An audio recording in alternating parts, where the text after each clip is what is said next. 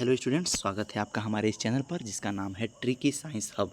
तो आपको जैसा मैंने बता ही दिया है कि 30 इंपॉर्टेंट क्वेश्चन ओरिजिनल क्वेश्चन के सीरीज से मैं लाऊंगा। वो चाहे बिहार टेट के हों, झारखंड टेट के हों, स्टेट के हों या सी टेट के हों। ओके, तो आज है सबसे इंपॉर्टेंट सेक्शन बाल विकास और शिक्षा शास्त्र, child development and pedagogy, CDP जिसको शॉर्ट में बोलते हैं। हम यहाँ फिर से बता दें, यही वह सेक्शन है जिसमें अधिकतर लोग लटकते हैं। इसका मैं भी भुक्तभोगी हूँ। मैं भी सीटेट दूसरी बार में पास हुआ था, पहली बार में पास नहीं हुआ इसी की वजह से, क्योंकि बीएड करने के 3 साल बाद मैंने दिया था सीटेट। ठीक है, चलिए फिर से बताना चाहता हूँ, जो भी मेरे चैनल पर नया है प्लीज़ लाइक एंड सब्सक्राइब, मुझे सपोर्ट कीजिए। मेरे पास 13 ईयर का एक्सपीरियंस है टीचिंग का, और स्पेशली मैं टेट TGT PGT का ही बैच पढ़ाता हूँ। अगर मुझसे आप लोगों को रेगुलर पढ़ना है तो मैं गारंटी पहले ही दे चुका हूँ कि कंफर्म आप लोगों से हम झारखंड टेट निकलवा देंगे। खैर, भाषण से अच्छा है आप लोगों को लेसन पर ले आए। ठीक है, चलिए स्टार्ट करते हैं। निम्नलिखित में से कौन सा युग्म सुमेलित नहीं है? Which of the pair is not matched? विशिष्ट से सामान्य की ओर आगमन विधि, ये बिल्कुल गलत है। कौन सही है? तो उदाहरण से नियम की ओर आगमन विधि, सामान्य से विशिष्ट की ओर निगमन विधि। यहाँ थोड़ा सा उल्टा लिख दिया है। ठीक है, समान सिद्धांत बता के अगर उसकी जांच और पुष्टि के अनेक उदाहरण दें तो वो निगमनात्मक हो गया, और उदाहरण देकर समान नियम छात्रों से निकलवाएंगे तो हमारा आगमन हो गया। कक्षा में वास्तविक सांसारिक समस्याओं से संबद्ध जटिल परियोजनाओं पर कार्य करते हुए अध्यापक और छात्र एक दूसरे के अनुभवों से परस्पर सीखते रहते हैं। यह किस चीज़ का उदाहरण है? तो रचनात्मक कक्षा का उदाहरण है, कंस्ट्रक्टिव क्लास का। संस्कृतिकरण, सोशलाइजेशन या संस्कृताइजेशन लिखा है। एक्चुअली जो प्रतिपादक होते हैं, जो प्रोफाउंडर होते हैं, जो प्रपोजल देने वाले होते हैं सोशलिस्ट, उनके चलते ऐसा वर्ड यूज़ किया जाता है। Actually it is a particular form of social change found in India. ये 1950s की बात है। इसे MN श्रीनिवास ने प्रतिपादित किया था। एक विद्यालय में शिक्षा की गुणवत्ता का अति महत्वपूर्ण सूचक क्या है? तो विद्यार्थियों की उपलब्धि का स्तर, अचीवमेंट का level. For every child and United for children slogan किस संस्था का दिया हुआ है? ठीक है, तो ये है यूनिसेफ का, यूनाइटेड नेशंस चिल्ड्रेन फंड का। यूनेस्को का फुल फॉर्म जानते हैं आप लोग, United Nations Educational and Cultural Organization. ये सब विश्व की बड़े बड़े ऑर्गेनाइजेशन हैं। ये SST पोर्शन में भी आता है। वयस्क व्यक्ति के शिक्षण प्रशिक्षण के सिद्धांत और तरीकों से कौन सा ब्रांच रिलेटेड है? ठीक है, तो इसमें होगा हमारा एंड्रोगोजी। ओके, इसके अलावा देखिए क्या क्या है जिसको मैंने यहाँ पे डिटेल में बताया है। ओंटोलॉजी है, philosophical study of nature of being, becoming और एग्जिस्टेंस रियलिटी।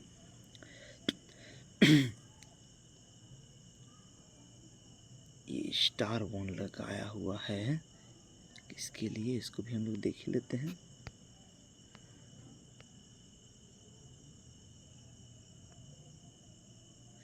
खैर चलिए, समय नहीं बर्बाद करते हैं, नहीं मिल रहा है, आगे बढ़ते हैं। राष्ट्रीय पाठ्यचर्या की रूपरेखा NEP 2005 की तुलना में बिहार की रूपरेखा 2008 में किस पर एक विशिष्ट अध्याय, एक लेसन लिख दिया गया है? तो ग्रामीण शिक्षा के लिए पाठ्यचर्या। लर्निंग आउटकम को लेकर शिक्षा के अधिकार अधिनियम में संशोधन के संबंध में कौन सा कथन सही है?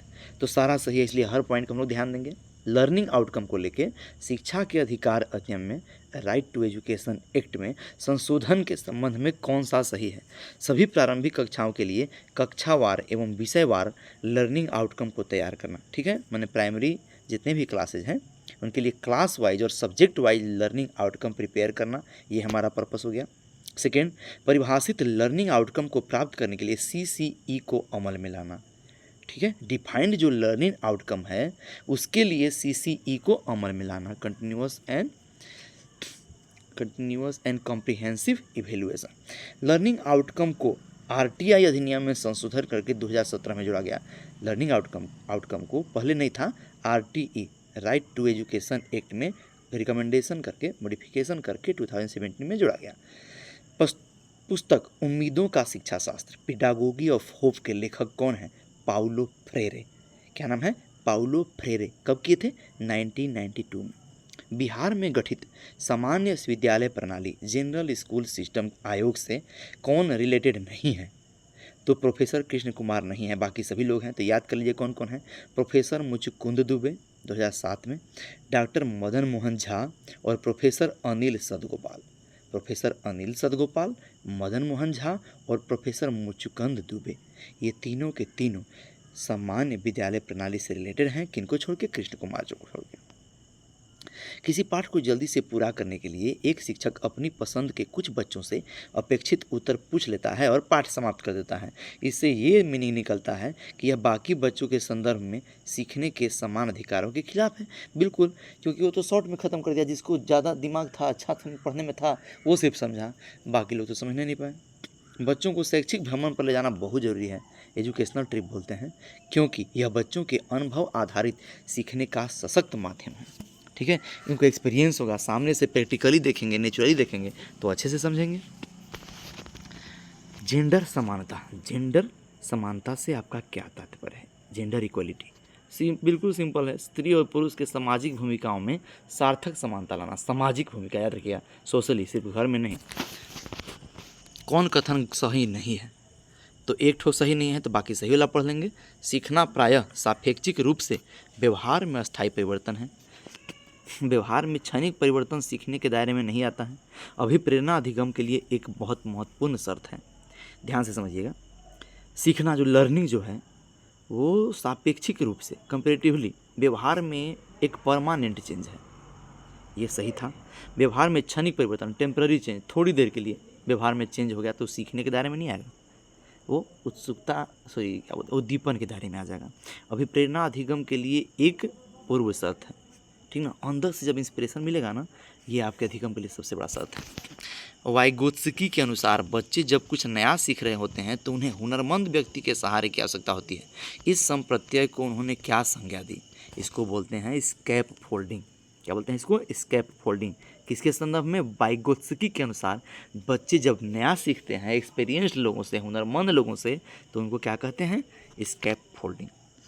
एक बालिका गणित के सवाल हल करने के क्रम में 6 3 जा 18 और 18 डिवाइडेड बाई 3 = 6 को समझने की स्थिति कर लेती है। मनोवैज्ञानिक पियाजे के संज्ञानात्मक विकास के सिद्धांत के अनुसार वह अब किस अवस्था में है? तो वह मूर्त संक्रियात्मक अवस्था में है, जिसको कॉन्क्रीट ऑपरेशनल स्टेज भी कहते हैं। ठीक है, पियाजे के हिसाब से सेकेंड स्टेज का थ्योरी कौन है? प्राक संक्रियात्मक अवस्था, प्री ऑपरेशनल स्टेज। इसको मैंने पिछला वाला एजुकेशनल साइकोलॉजी जो मैंने बिहार टेट का 1 to 5 किया था उसमें बताया था। आपने बच्चों को खेलते हुए स्वयं से बातें करते देखा होगा। संज्ञानात्मक विकास के संदर्भ में आप इसे किस रूप में देखते हैं? व्यक्तिगत वार्तालाप आंतरिक वार्तालाप में बदल जाता है, जो चिंतन के विकास में सही होता है। बात सही है। मनन, चिंतन, मेडिटेशन और डिस्कशन जो है ना, उसको जन्म देता है। निम्नलिखित में से कौन सा विकल्प गार्डनर द्वारा प्रतिपादित बहुबुद्धि सिद्धांत में शामिल है? जो इनका पूरा नाम है गार्डनर का, हावर्ड गार्डनर, ठीक ना। इसका आंसर है स्थानिक बुद्धि, स्पेशियल इंटेलिजेंस। इसके अलावा भी है संगीतिक, म्यूजिकल इंटेलिजेंस, अस्तित्ववादी बुद्धि। तो इसमें दोनों आंसर हो गया, स्थानिक, संगीतिक, स्पेशियल, म्यूजिकल। तो हो जाएगा 1 2 और 3। ऐसा तीसरा भी है, अस्तित्ववादी बुद्धि, एग्जिस्टेंशियल इंटेलिजेंस। ठीक है, शॉर्ट में याद रखने का तरीका है SEM, सेम। ठीक है, निम्नलिखित में से कौन प्राथमिक पुनर्बलन का उदाहरण है? प्राइमरी रीइंफोर्समेंट का उदाहरण। तो बच्चे को टॉफी देना।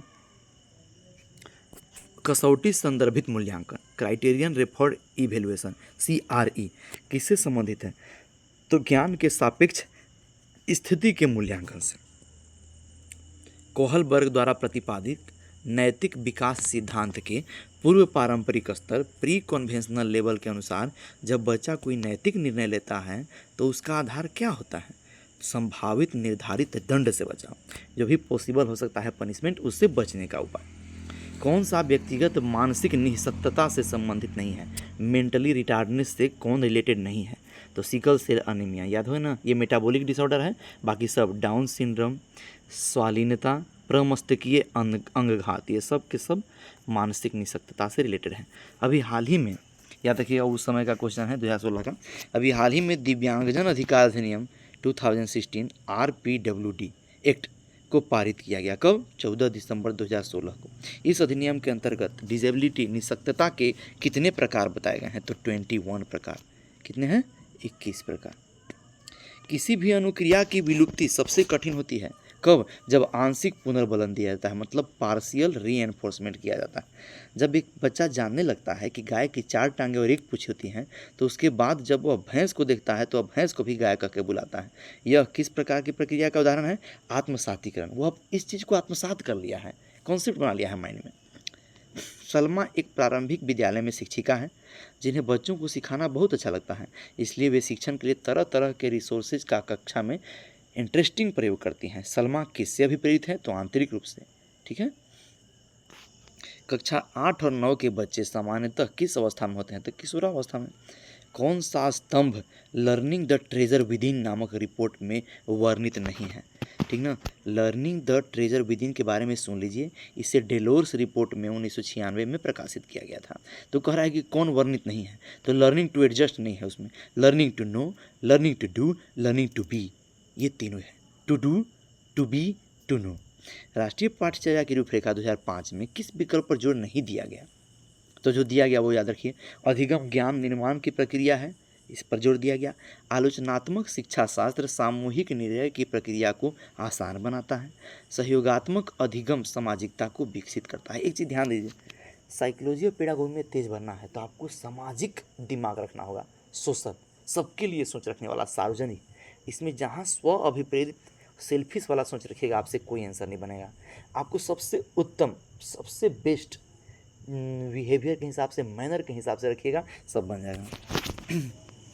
आप निम्न में से किस संदर्भ को शिक्षण कार्य को प्रभावशाली बनाने हेतु सबसे उपयुक्त मानते हैं? तो जिसमें शिक्षार्थी स्वायत्त और स्वतंत्र हो, बिल्कुल लिबरल हो। शिक्षार्थी क्या हो? लर्नर क्या हो? लिबरल हो।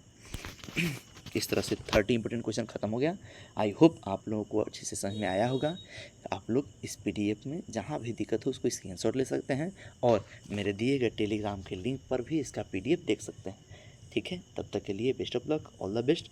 फिर से मैं कल संडे है तो निश्चित है कि 2 वीडियो कम से कम हम डालेंगे। ठीक है, तो हम कोशिश करेंगे कि सितंबर 2nd वीक तक आपको अच्छा खासा मटेरियल प्रोवाइड कर दें, जिसका एक बार आप ट्रेवलिंग में भी समरी देख करके, फास्ट करके, ठीक ना। आजकल तो देखते हैं कि सभी लोग क्या करते हैं, स्पीड बढ़ा देते हैं 2x स्पीड तक या 1.75 155 करके देखते हैं। खैर हम भी देखते हैं, उससे कोई दिक्कत नहीं है, बस समझ में आना चाहिए। ठीक है, चलिए, please share, like and subscribe and support my channel.